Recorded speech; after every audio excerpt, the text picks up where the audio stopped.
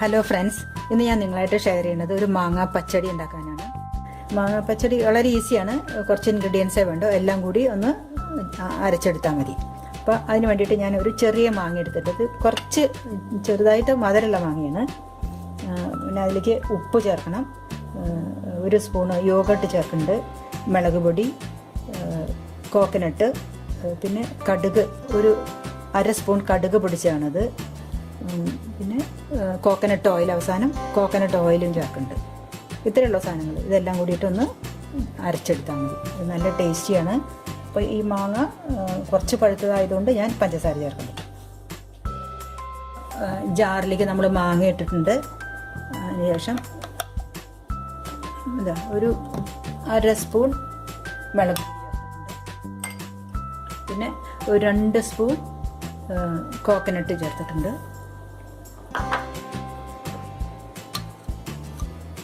പിന്നെ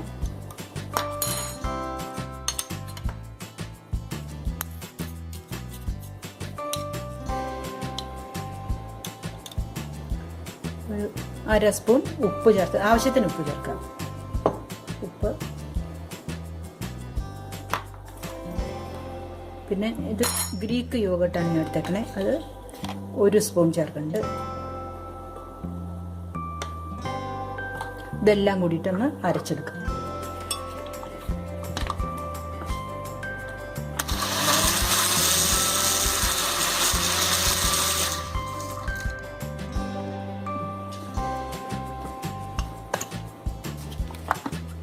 ഒന്ന് അരിഞ്ഞതിന് ശേഷം നമുക്ക് ഈ കടുക് പൊടി ഇടാം.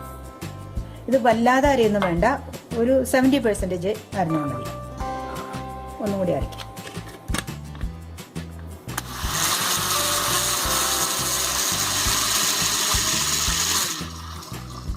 ഇത്ര മതി.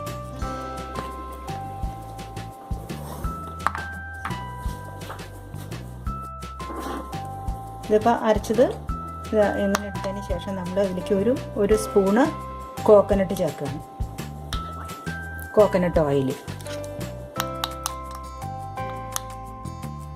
നല്ലോണം മിക്സ് ചെയ്യുക.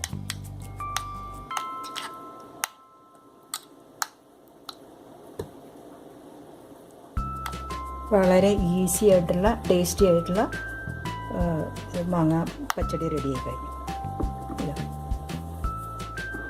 ഊണിന് കൂടെ രണ്ടാമതൊരു കറി ആലോചിക്കുമ്പോൾ പെട്ടെന്ന് ഉണ്ടാക്കാൻ പറ്റിയതാണ്. മാങ്ങ ഏത് സീസണിലും ഇപ്പോൾ നമുക്ക് വാങ്ങാൻ കിട്ടുന്നുണ്ട് ഷോപ്പിൽ നിന്ന്.